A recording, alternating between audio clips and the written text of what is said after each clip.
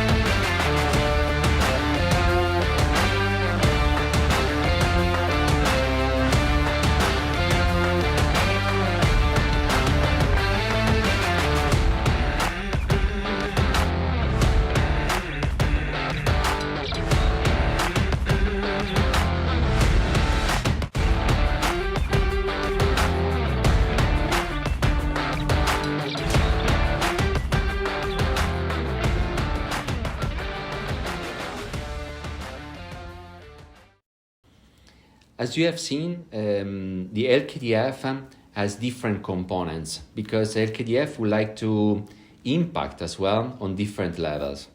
On one side, we have a very strong global partnerships, and actually the reason why LKDF is here contributing to the CBN forum is because we would like to contribute to the global agenda related to the skill development and the consideration related to the future of jobs. But we also promote very concrete actions, very concrete projects. So we have the LKDF under the LKDF, we have several examples of projects where we, of course, we try our best to help. We have to try to help local communities, as I said, beneficiaries in terms of youth, companies, and so on. But from those projects, we learn also a lot, and we try to get those lessons from the projects we implement, and we try to get them available global-wide. So, and the third component of the LKDF is that we try to measure impacts of what we do, of what we propose. Every time there's a thorough assessment of the methodology that we have used and the instruments that we have implemented, because we would like to always improve ourselves, improve our performances for the benefits of our beneficiaries. So our partnership model, now I'm going to say something that may sound strange to you, but we call them, and we are proud of saying that we developed PPDP projects. We don't want to stay on the PPP as you normally hear in the international debates, but we wanted to add a D, which stands for development, into the picture, because the interest in designing something that could be forward-looking for the development of everyone is at the core of our partnerships. We bring private sector, we bring companies, technology, manufacturers. They are inspiring us in saying what is going to happen in the future, in particular the future of technologies. We bring students, we bring schools, we bring governments, we bring donors, we bring international players, national actors, and everybody always interested in partnering for development. So that's our partnership model, and that is why we try to put emphasis on that D in the acronym. With regard to our presence, we are mainly active in Africa, as you can see from the picture, but we also work in other continents, Latin America, Asia.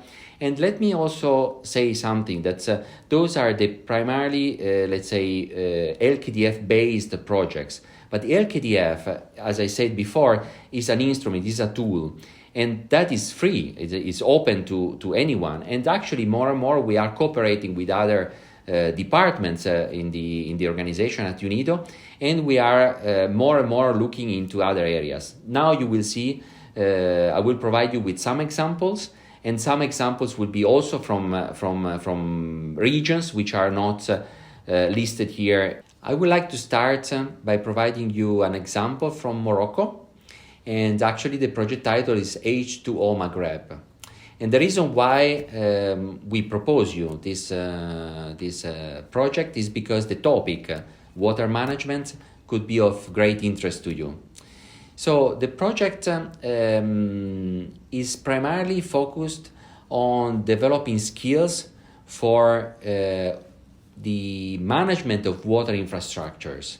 And those could be water infrastructures for municipal waste treatment, for instance, or even at the level of industries. I mean, for the water management, the waste water management, the treatment of waste water from industry, from the industrial applications. I mean, that project generated jobs, generated a lot of enthusiasm, and even allowed municipalities and companies to think about expanding their infrastructures towards the use, again, of the proper, treatment of wastewater streams. So we've prepared also, in this case, a short video that could give you a little bit more details and more related to the project and the type of intervention that we proposed. H2O Maghreb, training Africa's water professionals for the future. Water, once an abundant natural resource in Morocco, is becoming scarce due to droughts and overuse. Morocco, like many other countries in the region, has an increasing water demand, with at the same time depleting water resources. Nearly 30% of Moroccans remain without reliable access to drinking water. Only 20% of the country's collected wastewater is treated. So how is Morocco planning to tackle these challenges? H2O Maghreb was launched in 2017 as a training program to equip young Moroccans with the skills needed to improve the country's water management. Different training modalities give the trainees a holistic perspective on the skills needed to operate and maintain modern water facilities. Students learn how to master dangerous situations in wastewater treatment plants with innovative virtual reality tools. Hands-on training through cutting-edge environmental discovery system helps to understand complex relationships in water management. The H2O Maghreb curriculum is nationally accredited and instructed by internationally trained experts. H2O Maghreb is also focusing on boosting the employability of youth in the water sector, in particular women. More than 80% of the students in the first intake are female. Over 50% of the first intake of trainees got a job offer before graduation. Industries, agriculture, public entities, private water suppliers, autonomous water boards, water treatment companies are all looking for skilled workforce.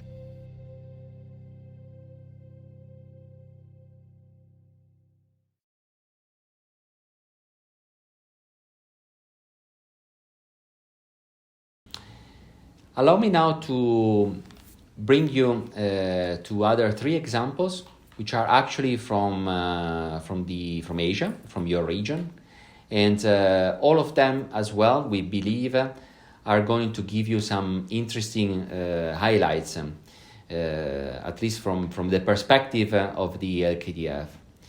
The first one is in Cambodia. Is a project which is developed together with other UN agencies, ILO, UNESCO, UNICEF, and UNIDO, and is focused on the decent employment for youth. So it's a program which is trying to equip youth basically for their future. So by providing skills development initiatives in several sectors. One of them is in the hotelery and in the tourism sector. So we are basically working together with our partner organizations to support the infrastructure development of the tourism sector and provide the local people with the right attitude and the right skills to implement a more sustainable tourism policies. So we work on different levels. Some of them are related to infrastructure. Here you see also the elevators, air conditioning system, but we have also wood carpentry, hotelery, and so on and so forth.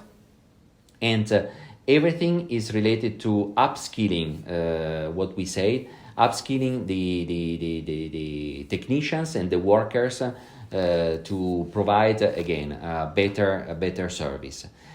The other example, which is far bigger in terms of impact, comes from Indonesia. In Indonesia, we have an example which is actually extremely down to the core of UNIDO in terms of its mandate, and it talks about greening industrial parks. So UNIDO has since decades developed the policy of or the approach of promoting industrial development through the establishment and the improvement of industrial parks. In this case, the eco-industrial parks are industrial parks which are trying to be better, continuously improving their environmental and social impacts. So the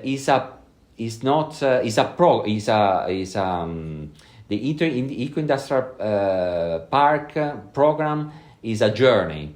Is a journey which is implying a continuous improvement of the companies part of those industrial park. In Indonesia, we have a very interesting case where within the same industrial park, there is also a TVET school, which is basically providing the necessary skills to around 300 companies located in that industrial park. And what is interesting is that the curricula of that TVET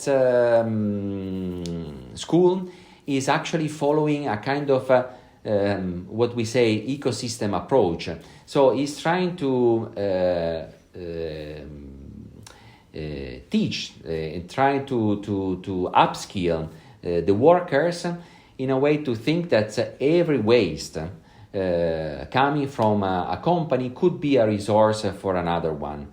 Maybe sitting and having his business just next door. So that project is pretty large in terms of volume and is generating also hundreds of jobs every year. The last example we would like to propose you is a case coming from China. And again, I mean, here we are moving into a larger even magnitude of impact. The sector is different, is very specific, is related to air conditioning. And as you may know, historically the air conditioning has been based on synthetic chemicals. In particular, some of you may recall CFC, HCFCs, HFCs, I mean those acronyms, are all chemicals which are bringing environmental impacts. The CFCs and HCFCs an impact primarily on the ozone layer depletion, causing the ozone hole, and the substitutes, in particular the HFC, with a very high global warming potential. So those are technologies which are heavily impacting the environment. 10 years ago, UNIDO partners with a private company, Midea in China, to try to develop a new technology relying on natural substances. And the project was successful. The product was identified and the manufacturing lines were changed to produce those eco-friendly units. In particular, those are air conditioning units, split units, those ones that most of us are dealing with in our apartments. Now, a huge problem is on the management of that technology at the level of the end users. So the European Refrigeration Association, already back in 2012, were warning us, saying that that technology is not complex per se. It's not complicated to manage it, provided that we have a fleet of technicians global-wide ready to handle that technology. The reason why is because that technology is flammable. It's not dangerous, but must be handled with care and needs special upskilling of those refrigeration technicians.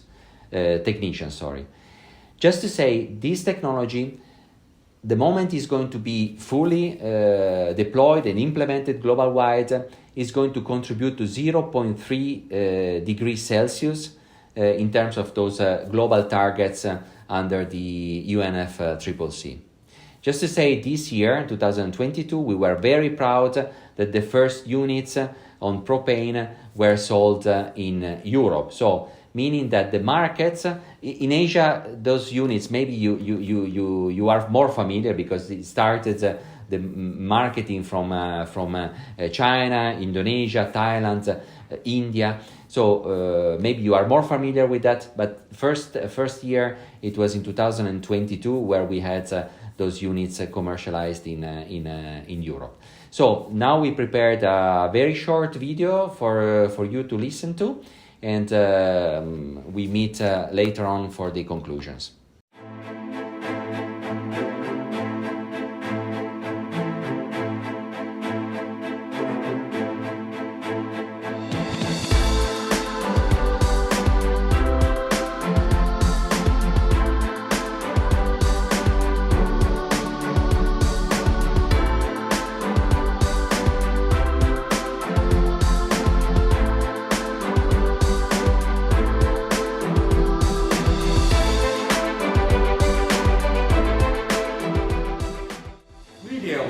AC first manufacturer to partner with UNIDO and transition from using greenhouse gases to a natural refrigerant such as R290 with negligible global warming potential. But this process is not as simple as it sounds. Propane is a flammable substance that require qualified technicians to be able to safely install, service, and maintain these air conditioners. We are now ready to bring environmentally friendly ACs to the global market. But if we want to increase the uptake worldwide, we need to have trained engineers and technicians at local and global level and invest in the reskilling and upskilling.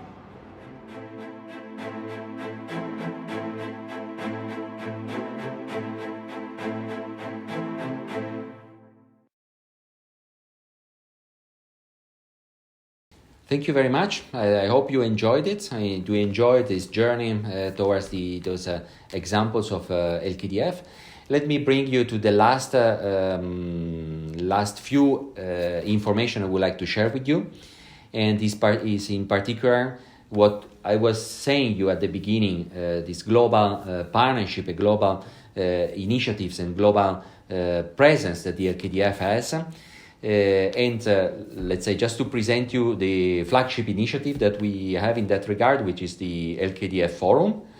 And it's an annual event which is going to is organized usually in the fall. And before it was in physical presence, and it was for a very limited number of people to attend those events, those meetings. And since 2020, we decided to go big, and actually the virtual meeting allowed us really to connect globally with hundreds of countries and thousands of participants. Here you have a little bit of the reason why we believe the LKDF Forum is relevant for the global debate on the future of skill. And of course, we ask you to stay tuned and to participate maybe to the next forum towards the end of the year. We have not decided yet the date. It's going to be in late October, early November. So you will get the details later on, to stay tuned and know when it's going to happen. Just to give you a little bit of a reason why you should probably come and join us is that we during that forum we discuss about those global trends. We discuss about global initiatives. Always trying to produce knowledge and share knowledge.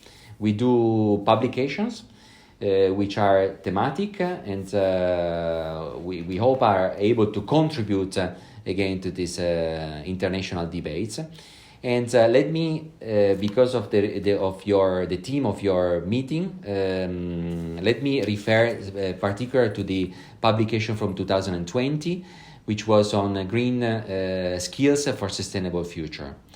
So in that publication, which is going to be available, of course, through our channels, basically highlighted elements that could be interesting for you in terms of course, some point of view on the definition of what those green skills are. But what is particularly interesting is looking into the future and the opportunities in terms of job creation on green skills and green jobs. And the report highlights in particular the crucial need to reskill and upskill the workers. So it tells you that green jobs are going to be opportunities for future employment, but we need also to equip those current businesses which are not based on green technologies to be greener. So that's why we are saying that reskilling and upskilling are challenges for our, let's say, green future and green economy. So with that, I would like to conclude my intervention. I thank you again for the time you gave us to participate to this event. And again, you will see now the link and in front of you, the link to stay tuned. And we hope to see you at the LKDF Forum 2022. Thank you very much.